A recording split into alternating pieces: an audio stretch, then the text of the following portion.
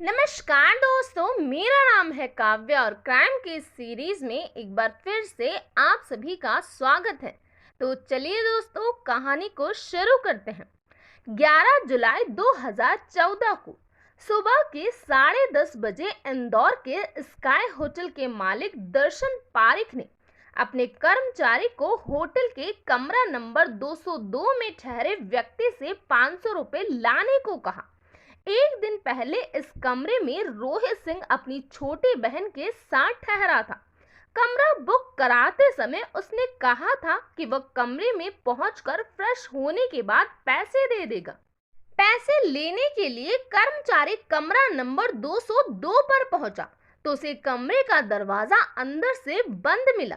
उसने call bell का button दबाया। बटन दबाते ही कमरे के अंदर लगी घंटी के बजने की आवाज उसके कानों तक आई तो वह दरवाजा खुलने का इंतजार करने लगा। कुछ देर बाद तक दरवाजा नहीं खुला तो उसने दोबारा घंटी बजाई। इस बार भी दरवाजा नहीं खुला और ना ही अंदर से कोई आहट सुनाई पड़ी। फिर उसने दरवाजा थपथपाया था। इसके बाद भी किसी ने दरवाजा नहीं खोला तो वह कर्मचारी अपने मालिक दर्शन पारिक के पास पहुंचा और उन्हें दरवाजा ना खोलने की बात बता दी। साथ ही कर्मचारी ने ये भी बताया कि कई बार घंटी बजाने के बाद भी कमरे में कोई हलचल नहीं हुई। उसकी बात सुनकर दर्शन पारिक खुद रूम नंबर 202 पर पहुंचा और उसने भी कई बार दरवाजा थपथपाया। उसे भी कमरे से कोई हलचल सुनाई नहीं दी। उसे शंका हुई कि कहीं मामला गड़बड़ तो नहीं है। उसने उसी समय थाना खजराना फोन करके इस बात की सूचना दे दी। ऐसे कंडीशन में ज्यादातर कमरे के अंदर लाश मिलने की संभावना होती है, इसीलिए सूचना मिलते ही थाना प्रभारी CB सिंह बाईपास रोड पर बने नवनिर्मित होटल स्काई पहुंच गए। उन्होंने भी रूम नंबर 202 के दरवाजे को जोर जोर से खटखटाया। जब दरवाजा नहीं खुला तो पुलिस ने दर्शन पारिक से दूसरी चाबी लेकर दरवाजा खोला। अंदर फर्श पर एक लड़का और एक लड़की मिले। उनकी सांसों को चेक किया गया तो लगा कि उनकी सांसें टूट चुकी है। दर्शन पारिक ने उन दोनों को पहचानते हुए कहा कि कल जब ये लड़का आया था तो उसने इस लड़की को अपनी बहन बताया और इस समय ये इस हालत में पड़े हैं, कहीं उनकी सांसें धीरे धीरे न चल रही हो। ये सोचकर पुलिस ने उन्हें अस्पताल भेजा, लेकिन अस्पताल के डॉक्टरों ने दोनों को मृत घोषित कर दिया। इसके बाद पुलिस ने होटल के उस कमरे का बारीकी से निरीक्षण किया। मौके पर फॉरेंसिक अधिकारी डॉक्टर सुधीर शर्मा को भी बुला लिया गया।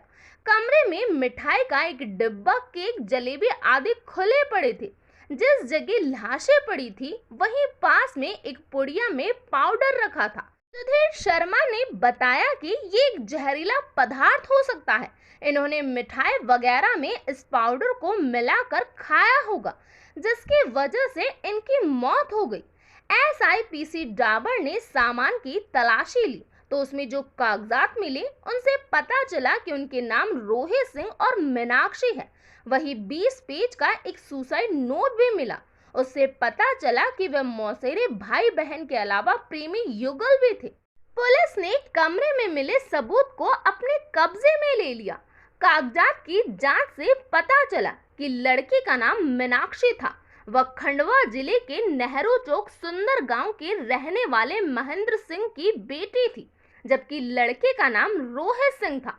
वह हरदा की चरवा बहाड़िया गांव के रहने वाले सोहन सिंह का बेटा था। पुलिस ने दोनों के घर वालों को खबर कर दी तो वह रोते बिलखते हुए अस्पताल पहुंच गए। उन्होंने लाशों की पहचान रोहित और मीनाक्षी के रूप में कर दी। उसी दिन पोस्टमार्टम के बाद दोनों लाशें उनके परिवार को सौंप दी गई। दोनों के घर वालों से की गई बातचीत और सुसाइड नोट के बाद पुलिस जान गई कि रोहित और मीनाक्षी के बीच प्रेम संबंध थे। उनके प्रेम प्रसंग को लेकर सुसाइड करने तक की जो कहानी सामने आई वो कुछ इस प्रकार थी। मध्य प्रदेश के हरदा शहर के चरवा बावड़िया गांव के रहने वाले सोहन सिंह के पास खेती की अच्छी खासी जमीन थी। उनके परिवार में पत्नी के अलावा एक बेटी और दो बेटे थे, जिनमें रोहित सिंह उनका दूसरे नंबर का बेटा था। बेटी को पढ़ाने लिखाने के बाद वो उसकी शादी कर चुके थे। रोहित इंटरमीडिएट पास कर चुका था। उसकी तमन्ना कृषि वैज्ञानिक बनने की थी। इसीलिए पिता ने भी उससे कह दिया था कि वो उसकी पढ़ाई में वह किसी तरह की रुकावट नहीं आने देंगे। करीब 3 साल पहले की बात है। रोहित अपने परिवार के साथ इंदौर से करीब 30 किलोमीटर दूर अपनी मौसेरी बहन की शादी में गया था। उस शादी में रोहित की दूसरी मौसी की बेटी मीनाक्षी भी अपने घर वालों के साथ आई थी। मीनाक्षी बेहद खूबसूरत और हंसमुख थी। वह जीवन के 22 बसंत पार कर चुकी थी। मजबूत कद काठी का 17 वर्षीय रोहित भी बहुत हैंडसम था। पूरी शादी में मीनाक्षी रोहित के साथ रही थी। दोनों ने शादी में काफी मस्ती की। मीनाक्षी की रोहित के प्रति दिलचस्पी बढ़ती जा रही थी। क्योंकि वे मौसेरी भाई बहन थे, इसीलिए दोनों के साथ साथ रहने पर किसी को कोई शक वगैरह नहीं हुआ। शादी के बाद दोनों अपने अपने घर चले गए। घर जाने के बाद मीनाक्षी के मन में उथल पुथल होती रही। शादी में रोहित के साथ की गई मस्ती व पल उसके दिमाग में घूम रहे थे। समझदार होने के बाद इतने ज्यादा समय तक रोहित उसके साथ पहली बार था। मौसेरा भाई होने के बावजूद मीनाक्षी का उसकी तरफ खिंचाव हो गया। दोनों के पास एक दूसरे के फोन नंबर थे ही।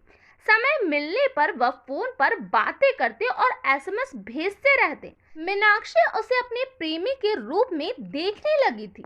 एक दिन उसने फोन पर ही रोहित से अपने प्यार का इजहार कर दिया। रोहित भी जवानी की हवा में उड़े जा रहा था। उसने भी उसका प्रस्ताव मंजूर कर लिया। उस समय वह ये भूल गए कि आपस में वह मौसेरे भाई बहन हैं। फिर क्या था, दोनों के बीच फोन पर ही प्यार भरी बातें होने लगी। बातचीत मेल मुलाकातों के साथ करीब 3 साल तक प्यार का सिलसिला चलता रहा। इस दौरान उनके बीच की दूरियां भी मिट चुकी थी। कहते हैं कि प्यार को चाहे कितना भी छिपाने की कोशिश की जाए, वह छिप नहीं पाता। लेकिन मीनाक्षी और रोहित के संबंधों पर घर वालों को जल्दी से इसीलिए शक नहीं हुआ क्योंकि वह आपस में मौसेरे भाई बहन थे।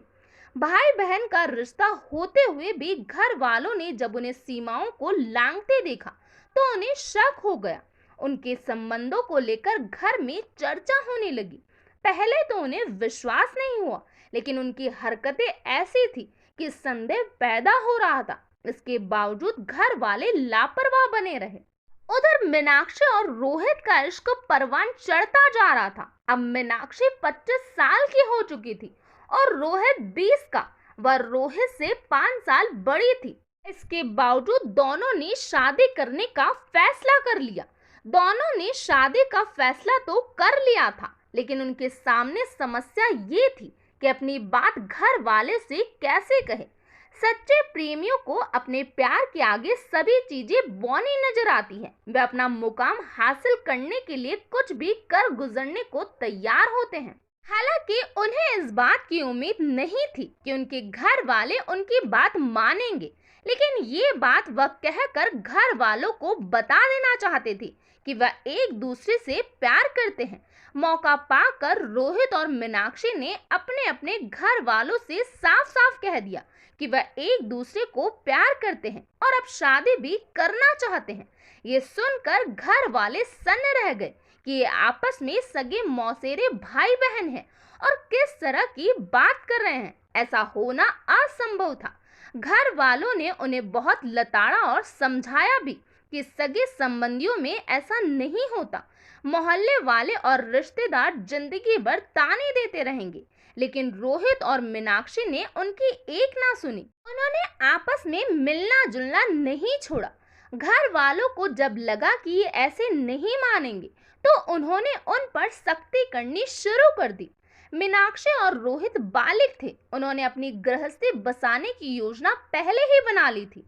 फिर योजना को अमली जामा पहनाने के लिए 15 जून 2014 को वह अपने घरों से भागकर इंदौर पहुंच गए।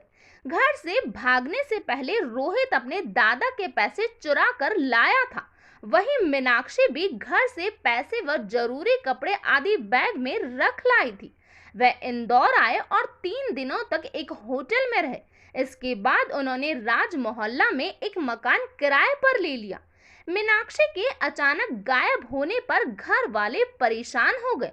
उन्होंने सबसे पहले उसका फोन मिलाया, वह बंद आ रहा था। फिर उन्होंने अपने खास लोगों को फोन करके उसके बारे में पता किया।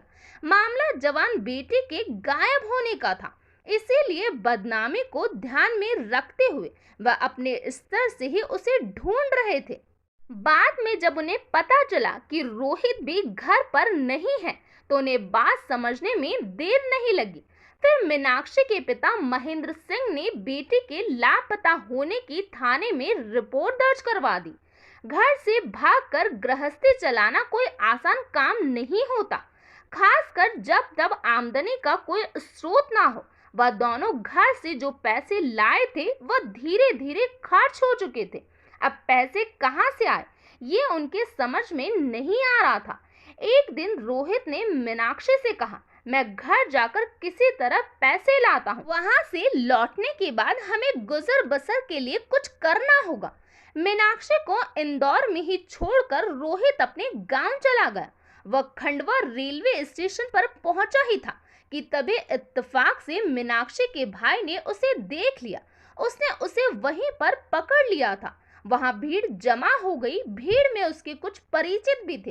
उन्होंने रोहित से मीनाक्षी के बारे में पूछा, लेकिन रोहित ने कुछ नहीं बताया। तो वह अपने परिचितों के सहयोग से उसे पकड़कर थाने ले गया। पुलिस ने रोहित से मीनाक्षी के बारे में पूछा तो उसने बता दिया कि वह इंदौर में है।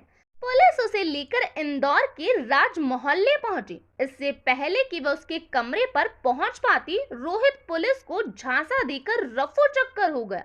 पुलिस से छूटकर वह तुरंत अपने कमरे पर पहुंचा और वहां से मीनाक्षी को लेकर खिसक गया। कमरा छोड़कर वह इंदौर के रेडिसन चौराहे के पास स्थित स्काई होटल पहुंचे। उनके पास अब ज्यादा पैसे नहीं थे। होटल मालिक दर्शन पारेख से मीनाक्षी ने रोहित को अपना छोटा भाई बताया था।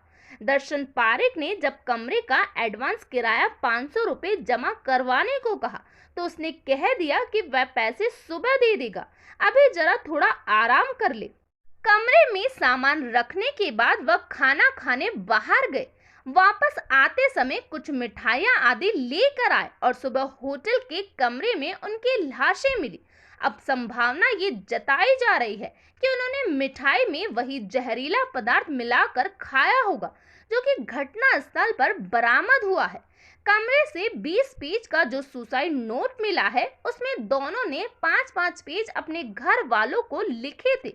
रोहित ने लिखा कि पापा मेरी आखिरी इच्छा है कि आप शराब पीना छोड़ दे। मीनाक्षी ने भी अपने पिता को लिखा था कि पापा मैं जो कुछ कर रही हूँ, जो कुछ किया है, वह शायद किसी को अच्छा नहीं लगेगा कि मौसी के लड़के से प्यार करती हूँ। आपके और रोहित के साथ रहना चाहती थी, लेकिन आपने अनुमति नहीं दी, इसीलिए मैंने ये कदम उठाया है। आप अपनी सेहत का ख्याल रखना और कमर दर्द की दवा बराबर लेते रहना। उसने माँ के लिए लिखा था कि आप पापा से झगड़ा मत करना। उन्होंने सामूहिक सुसाइड नोट में लिखा था कि हमारे पत्र के साथ हमारे फोटो भी है। आत्महत्या का समाचार हमारे फोटो के साथ अखबारों में छापा जाए। रोहित और मीनाक्षी की मौत के बाद उनके घर वाले सख्ती में हैं। सुसाइड नोट के बाद ये बात साबित हो गई थी कि वह दोनों एक दूसरे से प्यार करते थे। ये बात जग जाहिर होने के बाद दोनों के घर वालों का समाज के सामने सिर झुक गया है, क्योंकि रोहित और मीनाक्षी के बीच जो संबंध थे उसे हमारा समाज मान्यता नहीं देता।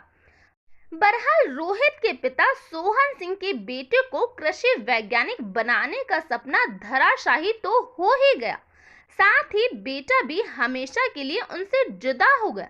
इसके अलावा महेंद्र सिंह को भी इस बात का पछतावा हो रहा है कि जैसे ही उन्होंने मीनाक्षी और रोहित के बीच चक्कर चलने की बात सुनी थी, उसी दौरान वह उसकी शादी कहीं और कर देते तो शायद ये दुखद समाचार सुनने को नहीं मिलता।